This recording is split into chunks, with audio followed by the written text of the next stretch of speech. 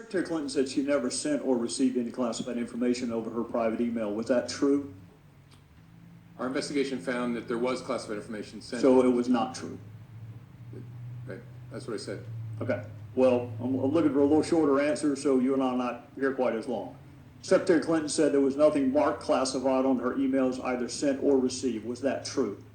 That's not true. There were a small number of portion markings on, I think, 3 of the documents. Secretary Clinton said, I did not email any classified material to anyone on my email. There is no classified material. Was that true? There was classified material emailed. Secretary Clinton said she used just one device. Was that true? She used multiple devices during the 4 years of her term as Secretary of State. Secretary Clinton said all work-related emails were returned to the State Department. Was that true? No, we found work-related emails, thousands, that were not returned. Secretary Clinton said neither she nor anyone else deleted work-related emails from her personal account. Was that true? That's a harder one to answer. We found traces of work-related emails on devices or in Slack space, whether they were deleted or whether when a server was changed out something happened to them. There's no doubt that there were work-related emails that were removed electronically from the email system. Secretary Clinton said her lawyers read every one of the emails and were overly inclusive. Did her lawyers read the email content individually? No. Well, in the interest of time, and because I have a plane to catch tomorrow afternoon, I'm not going to go through any more of the false statements, but I am going to ask you to put on your old hat. False exculpatory statements, they are used for what?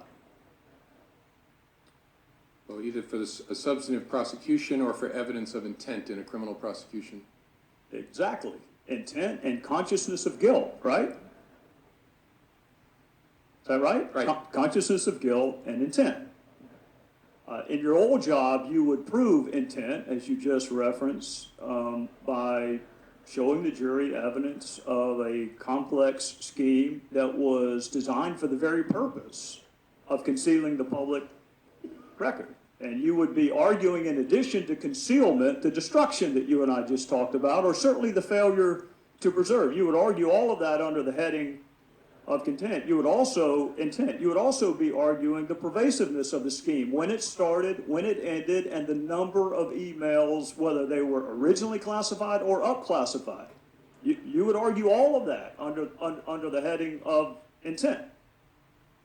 You would also probably, under common scheme or plan, argue the burn bags of daily calendar entries or the missing daily calendar entries as a common scheme or plan to conceal. 2 days ago, Director, you said a reasonable person in her position should have known a private email was no place to send and receive classified information. You're right, an average person does know not to do that. This is no average person. This is a former First Lady, a former United States Senator, and a former Secretary of State that the President now contends is the most competent, qualified person to be president since Jefferson. He didn't say that in 08, but he says it now. She affirmatively rejected efforts to give her a state.gov account. She kept these private emails for almost 2 years and only turned them over to Congress because we found out she had a private email account. So you have a rogue email system set up before she took the oath of office. Thousands of what we now know to be classified emails, some of which were classified at the time.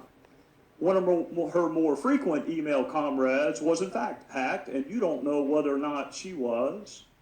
And this scheme took place over a long period of time and resulted in the destruction of public records. And yet you say there is insufficient evidence of intent. You say she was extremely careless, but not intentionally so.